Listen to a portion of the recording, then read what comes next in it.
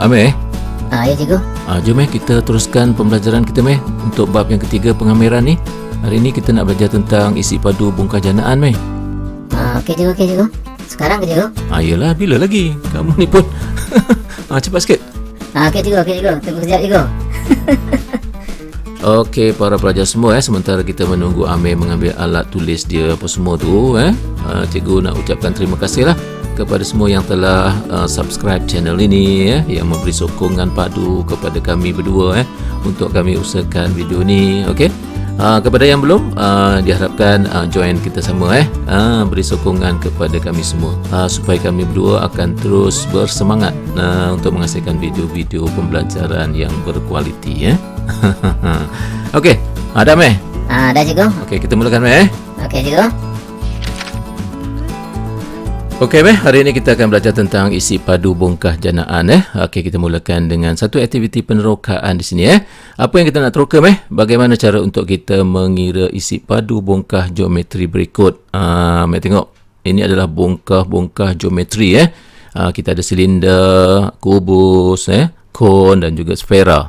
Okey Meh, macam mana Meh cara kita nak kira isi padu bongkah ni Meh? Cikgu, setiap satu ni kan ada rumus dia cikgu, formula dia. Gunakan je lah cikgu formula tu. Betul Meh, kita akan gunakan rumus-rumus dia tapi Amir ingat tak rumus dia ni? Ingat cikgu. Ya ke Meh? Nampak confident je. Okey, cikgu nak tanya, apa dia rumus isi padu sfera Meh? Yang tu cikgu, Amir kena buka balik cikgu buku matematik form 2. Itulah, tadi confident sangat Okeylah Meh, tak apalah Meh. Apa yang kita tahu ialah isi padu bongkah geometri ini boleh ditentukan menggunakan rumus Okey Meh, seterusnya Meh, Amir tengok bongkah ni Meh. Bongkah ni nak panggil apa Meh? Cikgu, ini macam gasing je cikgu. Betul Meh, betul. Sebenarnya dia tak ada istilah khusus Meh untuk bongkah macam ni Cuma kita boleh katalah dia bentuk dia macam gasing. Macam tu lah Okey, kalau Meh tengok satu lagi di sini. Nak kata apa Meh bongkah ni? Bongkah ni macam cawan cikgu. Kalau yang ni Meh? Ni bentuk speaker cikgu. Bolehlah kita katalah dia bentuk speaker sebenarnya Meh, bongkah-bongkah ini dikenali sebagai bongkah janaan. Bila sebut satu bongkah tu Meh, kita boleh kira isi padu dia. Okey Meh? Okey cikgu. Itulah Meh yang kita nak belajar hari ni, iaitu isi padu bongkah janaan. Tapi macam mana cikgu nak kira dia? Excited nak tahu ni. Sabarlah Meh.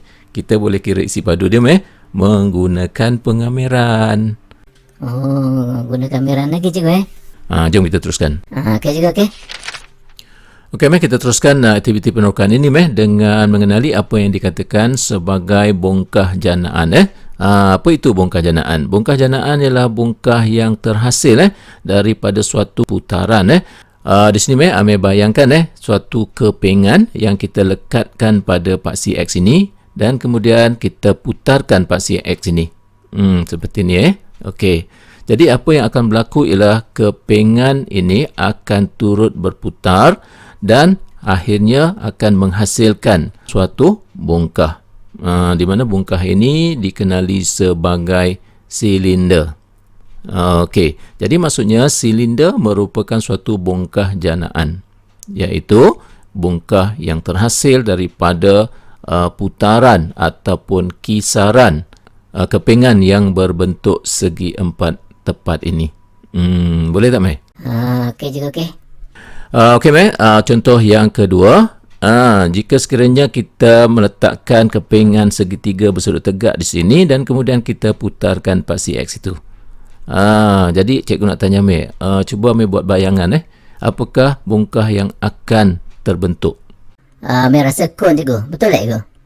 Okey, kita tengok okey, betul Meh. Bagus jadi itulah Meh yang dikatakan sebagai bongkah janaan baik, kita tengok lagi contoh yang lain kalau kepengan itu berbentuk seperti ini, kita putarkan pada paksi X, maka akan terbentuklah sebuah bongkah yang berbentuk seperti ini, yang berbentuk gasing tadi itu kan. Betul juga, betul. Kalau macam ni pula, kita putarkan pada paksi X, maka terbentuklah bongkah janaan yang berbentuk speaker. Cikgu, kalau kisaran tu tak berlaku, maka tak terbentuklah cikgu bongkah janaan ni. Betul meh, betul. Itulah sebabnya kita panggil bongkah janaan meh. Janaan tu kan dalam erti kata lain kita kata dijelmakan, terbentuk, macam tu semua. Dijelmakan, terbentuk daripada suatu kisaran. Cikgu, kalau macam tu cikgu, kubus dan kuboid tu dia bukan bongkah janaan lah cikgu kan? Betul meh, betul. Wish, bijaklah kamu terfikir meh hal tu Cikgu pun tak teringat nak cakap pasal tu. Jadi maksudnya di sini bongkah-bongkah yang ada bucu ataupun yang ada segi-segi tu, yang itu bukan bongkah janaan. Contohnya macam saya kata tadi lah, kubus, kuboid, apa lagi? Piramid, prisma, itu semua bukan bongkah janaan. Boleh meh? Okey cikgu, okey. Bagus meh kamu hari ni Okey, baik. Okey meh, seperti mana yang cikgu katakan di peringkat awal tadi meh, untuk menentukan isi padu bongkah janaan ni kita akan gunakan pengamiran. Okey, dalam penerokan ini meh kita akan cuba lihat bagaimana keperkaitan antara pengamiran itu dengan isi padu bongkah janaan ni Okey meh, dari segi konsepnya di sini bagaimana isi padu bongkah janaan ini ditentukan dengan cara bongkah janaan ini kita potong-potong ke dalam bentuk kepingan silinder Okey. Berapa banyak potongan yang perlu kita buat itu terpulang kepada kita. Lebih baiknya kalau kita dapat potongan yang lebih banyak dan juga silinder ini yang paling nipis. Yang itu yang kita mahukan Okey, selepas kita buat potongan-potongan ke dalam bentuk kepingan-kepingan silinder ni, apa yang kita nak cari selepas itu ialah kita nak dapatkan isi padu bagi setiap kepingan silinder ini. Maka daripada situ jumlah isi padu kepingan-kepingan silinder ini akan menyatakan isi padu bongkah janaan ini Okey. Okey seterusnya bila kita nak dapatkan isi padu bagi setiap kepingan silinder ini, kita perlu tahu kelebaran silinder ini dan kita nyatakan sebagai delta X sebab dia adalah satu kepingan yang sangat nipis maka kita gunakan simbol delta di situ. Okey, di sini kita nyatakan jejari silinder yang pertama ni iaitu Y1. Begitu juga untuk kepingan silinder yang kedua, kita mempertimbangkan kelebaran yang sama delta X. Tetapi di sini jejarinya tak sama dengan yang pertama tadi jadi kita tulis sebagai Y2. Okey, begitulah seterusnya untuk kepingan silinder yang ketiga, lebarnya delta X dan jejarinya ialah Y3. Okey, dan sehinggalah ke kepingan silinder yang terakhir yang kita tidak pasti berapa bilangannya, secara amnya kita tulis sebagai N. Jadi kita tulis jejari di situ YN di sini bermakna jumlah kepingan silinder ini adalah sebanyak N Okey, maka daripada sini jumlah isi padu bagi N silinder ini, maka kita dapatkan isi padu silinder yang pertama pi Y1 kuasa 2 delta X menggunakan rumus silinder iaitu pi J kuasa 2T Okey, kita tambahkan dengan isi padu silinder yang kedua, tambahkan dengan isi padu silinder yang ketiga dan seterusnya sampailah isi padu silinder yang terakhir Okey, maka daripada sini kita tahu ini adalah hasil tambah isi padu bagi N silinder. Dapat kita ringkaskan seperti ini. Menggunakan simbol delta di sini. Delta bermaksud hasil tambah. Hasil tambah apa? Hasil tambah isi padu setiap silinder ni daripada silinder pertama sampailah silinder yang ke N. Boleh Mas tak kata? Okey juga, okey. Okey, kita teruskan di sini Okey, di sini kita pertimbangkan jika N menuju ke infinity, N ini merujuk kepada bilangan kepingan silinder ini dan infinity menunjukkan jumlahnya yang sangat besar Apabila jumlah silinder itu sangat besar di sini memberitahu kita bahawa ketebalan setiap silinder ini adalah sangat-sangat nipis Arti kata lain, delta X ini akan menuju ke arah kosong. Okey, maka daripada sini jumlah isi padu bagi N silinder yang banyak ini dapat kita tulis sebagai had bagi hasil tambah isi padu silinder ini daripada 1 hingga ke N. N itu nilai yang sangat besar, arti kata lain delta X akan menuju ke kosong. Okey, perihal ini boleh juga kita nyatakan seperti ini iaitu kameran bagi pi y kuasa 2. Apa yang dimaksudkan di sini kameran ni iaitu hasil tambah pi y kuasa 2, dan pi y kuasa 2 ini ialah luas keratan rentas silinder-silinder ini. Dan kameran ini bermaksud hasil tambah luas keratan rentas silinder-silinder ini dengan jumlah silinder yang sangat banyak, okey, sehingga ke infinity. Maka daripada situ hasil tambah luas keratan rentas silinder-silinder ini yang sangat banyak ini akan memberikan nilai isi padu bongkah janaan ini. Itulah dia perkaitan antara kameran ini dengan isi padu bongkah janaan. Macam mana Okey boleh faham ke apa yang cikgu terangkan ni? Nampak lain macam itu. Tak apa cikgu, tak apa cikgu. Nanti Amir tengok balik video ni. Oh, tak boleh follow lah tu Tak cikgu, Amir tunggu cikgu tunjukkan contoh dia. Nanti bila tengok contoh Amir akan faham lah. Oh, tak faham pun tapi kepala angguk-angguk Itu style cikgu. Kamu macam mana sekalipun kamu kena faham juga kamu kan jadi pakar rujuk kawan-kawan kamu di kelas kamu kan. Malulah kalau kamu tak faham. Okey juga, okey. Okey, berdasarkan kepada aktiviti penerokaan tadi dapat kita buat satu kesimpulan di sini, iaitu apabila rantau berlorek ini diputarkan pada paksi X, maka akan terbentuklah sebuah bongkah janaan Okey, dan bongkah janaan ini boleh kita tentukan isi padunya dengan menggunakan kameran, iaitu kita kamerkan pi y kuasa 2 dalam batasan had bawahnya A dan juga had atas B. Boleh Boleh juga, boleh. Okey dalam slide ini kita akan lihat beberapa contoh soalan Okey, soalan pertama, cari isi padu yang dijanakan apabila rantau berlorek diputarkan melalui 360 darjah pada paksi X.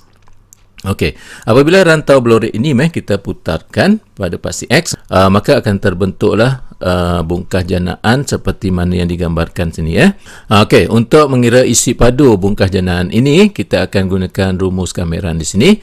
Okey, sebelum kita menggunakan rumus kameran ni kita kena faham di sini yang kita nak kamerkan ialah pi y kuasa 2. Tetapi Amir kena ingat di sini dx. Dx ini adalah penanda menunjukkan bahawa kameran berlaku terhadap X. Oleh demikian, kita tak boleh kamerkan Y kuasa 2 ni menjadi Y kuasa 3/3.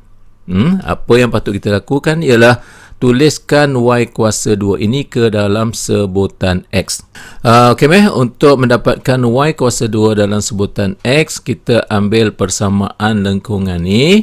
Okey, di sini Y sama dengan 3X kuasa 2 tambah 2 kan. Yang kita perlu ialah Y kuasa 2. Oleh itu, kita kuasa 2 kan sebelah kiri dan sebelah kanan persamaan lengkungan ni.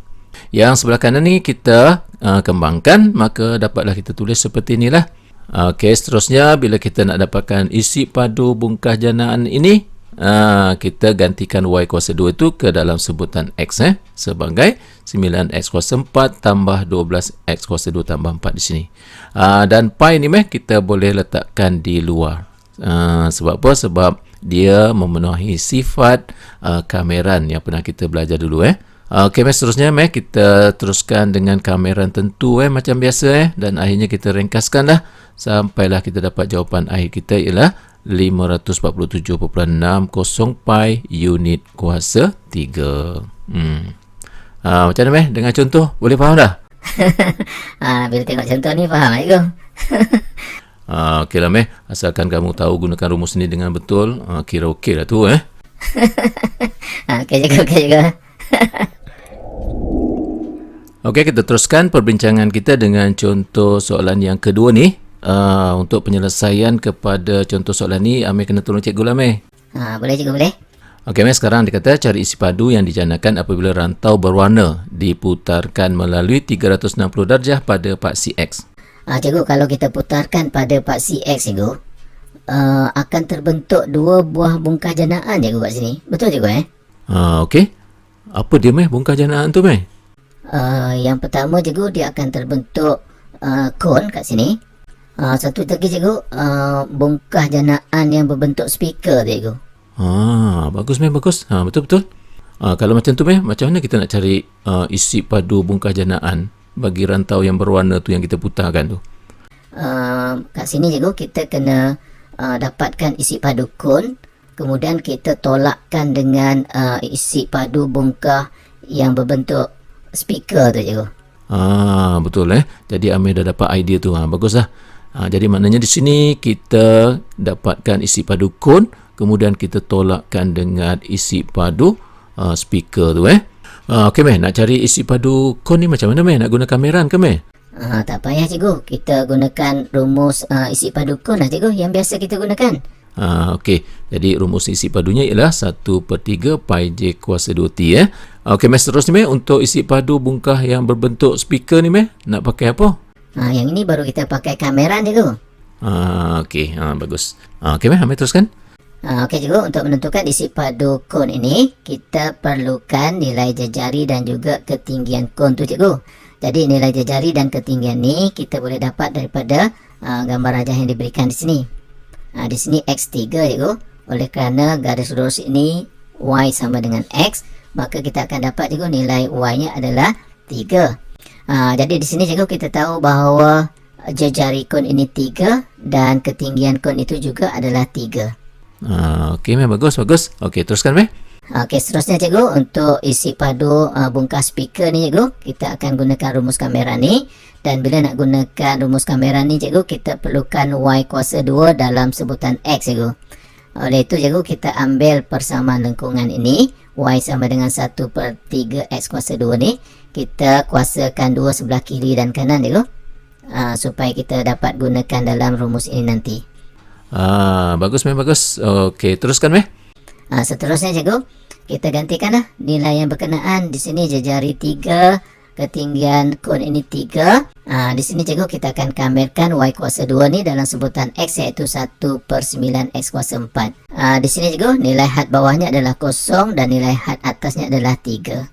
Jadi kita kamerkan dari 0 hingga 3 lah. Okey bagus. Okey teruskan Seterusnya cikgu kita ringkaskan. Ini adalah kameran tentu. Kita selesaikan kameran tentu macam biasa cikgu. Dan akhirnya cikgu kita dapat jawapan akhirnya ialah 3.6 pi unit padu. Okey bagus. Boleh faham Boleh cikgu, boleh.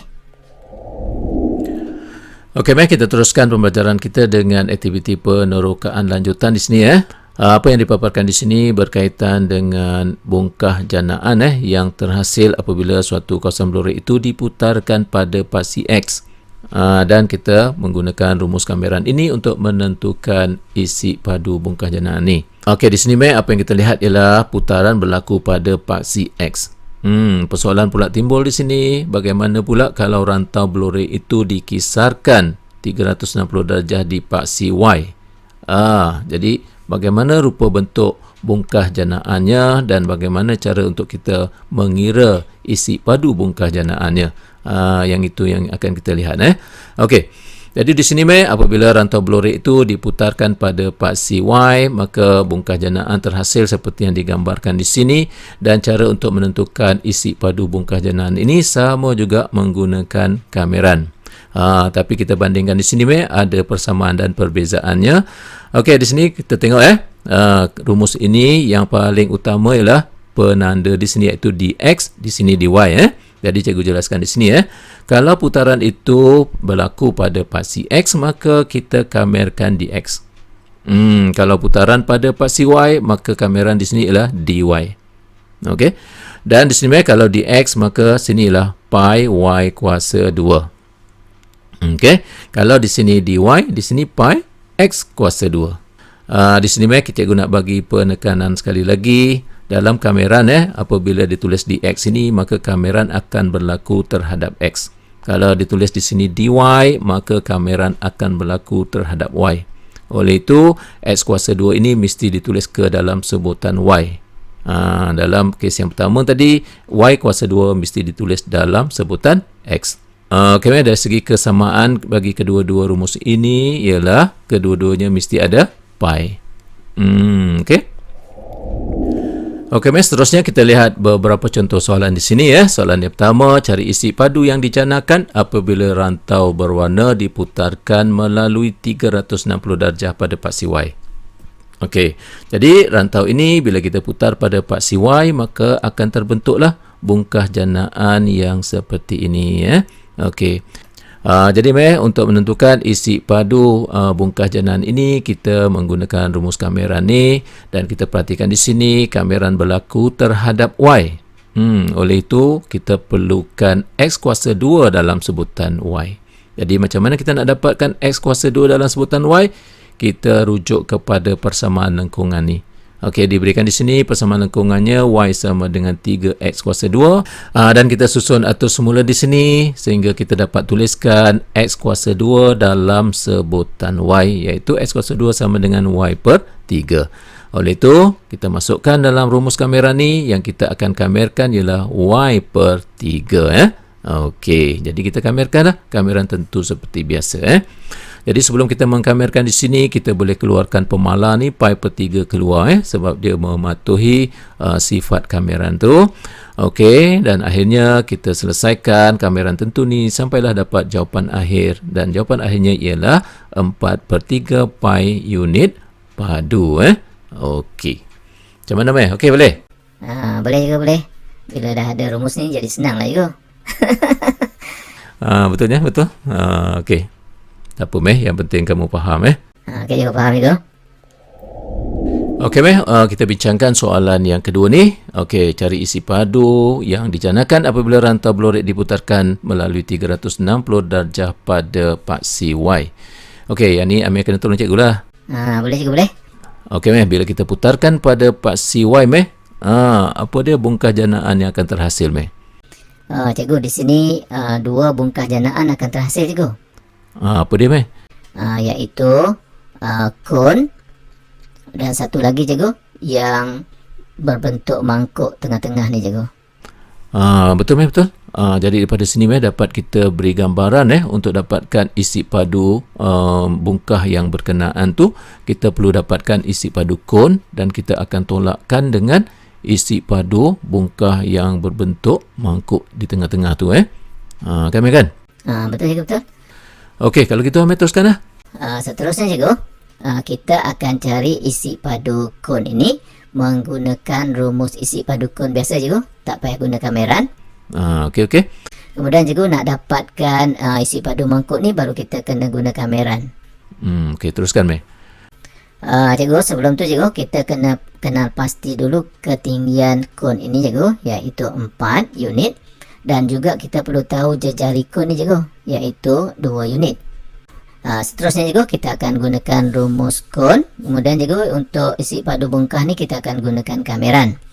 Untuk gunakan rumus kameran ni, cikgu, kita perlukan X kuasa 2 dalam sebutan Y, cikgu.